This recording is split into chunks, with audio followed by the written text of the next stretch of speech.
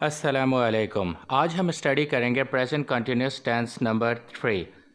इसका मतलब है कि आज हम प्रेजेंट कंटिन्यूस की थर्ड डेफिनेशन को स्टडी करेंगे। डेफिनेशन 1 और डेफिनेशन 2 की वीडियोस अपलोड की जा चुकी हैं, आप उनको अच्छे तरीके से देख के स्टडी कर सकते हैं। आपके सामने एक पिक्चर शो हो रही है। आज हम इस डेफिनेशन को स्टडी करेंगे, उससे रिलेट मैं आपको इस पिक्चर के बारे में बताता हूँ कि हमें खाना पकता हुआ दिखाई दे रहा है।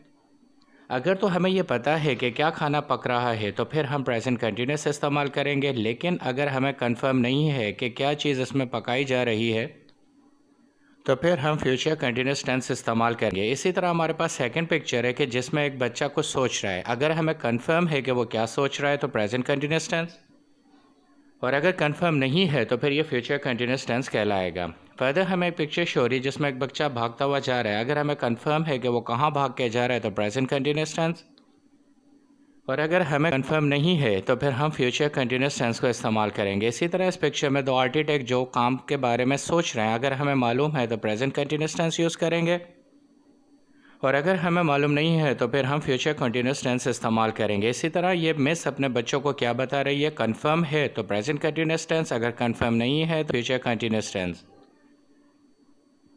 तो हम इसका उर्दू सेंस स्टडी कर लेते हैं, जिससे हमें यह पता चल जाए कि आखिर आज हम इस डेफिनेशन में क्या स्टडी करने जा रहे हैं। अली क्रिकेट खेल रहा है, हमें कंफर्म्ड है तो ये प्रेजेंट कंटिन्यूस टेंस हो जाएगा। अली क्रिकेट खेल रहा होगा, यानी कि ये एक्शन भी इसी वक्त हो रहा है लेकिन कंफर्म नहीं है तो फिर हम इसे फ्यूचर कंटिन्यूस में इस्तेमाल करेंगे।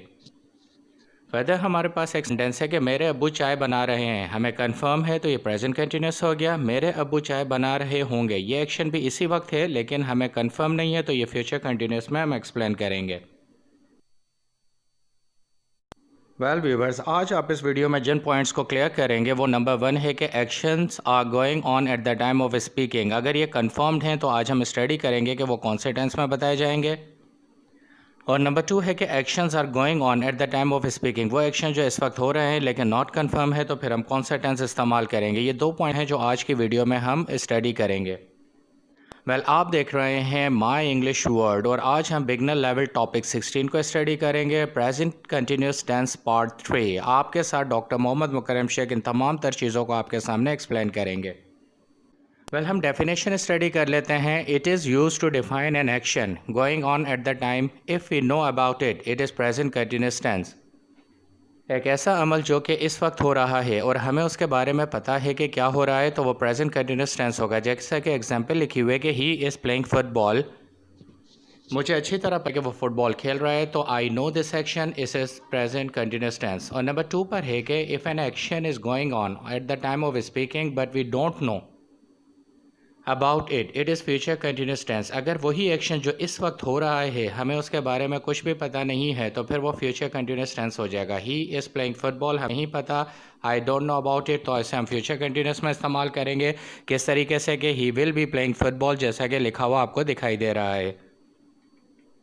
फर्दर हम इसका फॉर्मूला स्टडी करते हैं कि अफर्मेटिव सेंटेंसेस के अंदर subject plus is am are plus fourth form of the verb plus object, और उसके बाद हम फ्रेज इस्तेमाल करेंगे। हम इंग्लिश में फोर्थ फॉर्म को प्रेजेंट पार्टिसिपल भी कहते हैं या आईएनजी फॉर्म के नाम से भी जानते हैं। जैसे कि कुछ एग्जांपल्स शो हो रही हैं कि eating, reading, playing and driving, ये सारी की सारी आईएनजी फॉर्म, इन्हें हम फोर्थ फॉर्म भी कहते हैं और हम इन्हें प्रेजेंट पार्टिसिपल के नाम से भी जानते हैं। प्रेजेंट कंटिन्यूस टेंस सेंटेंसेस हम स्टडी करते हैं कि वो कौन से सेंटेंसेस है जो प्रेजेंट कंटिन्यूस होंगे और वो कौन से सेंटेंसेस है जो प्रेजेंट में ही हो रहे हैं लेकिन उन्हें हम फ्यूचर कंटिन्यूस में एक्सप्लेन करेंगे।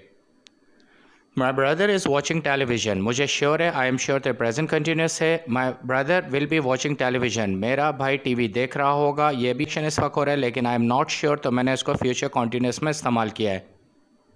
आप क्लियरली देख सकते हैं कि एक जगह प्रेजेंट कंटिन्यूस का फॉर्मूला यूज़ हुआ है जहाँ पे हम श्योर हैं, और जहाँ पे हम श्योर नहीं हैं वहाँ पे हमने फ्यूचर कंटिन्यूस का फॉर्मूले को यूज़ किया है।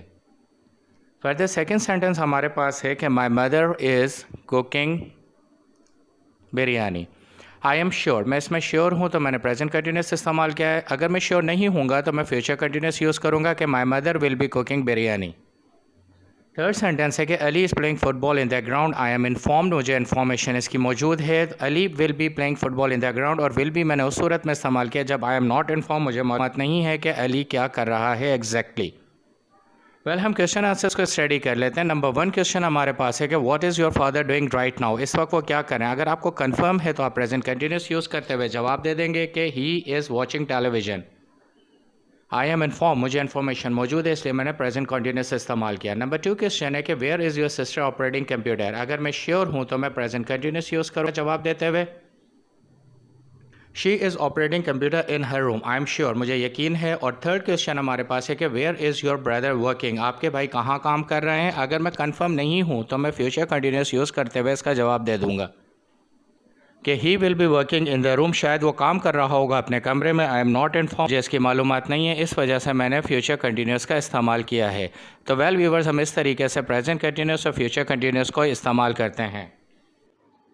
वेल व्यूवर्स, आप देख रहे हैं माई इंग्लिश वर्ड, जिसके ऊपर तमाम तर चीज़ों को डिटेल में एक्सप्लेन किया जाता है। आपको प्रेजेंट कंटिन्यूस की टाइप 1, टाइप 2 और टाइप 3 तीनों को स्टडी करने के बाद बहुत अच्छे तरीके से अंडरस्टैंड कर सकते हैं कि प्रेजेंट कंटिन्यूस को हम किस तरह यूज़ करें। वेल अब हम एक पैराग्राफ राइटिंग करेंगे जो डेफिनेशंस आज हमने स्टडी किया उनको इस्तेमाल करते हुए।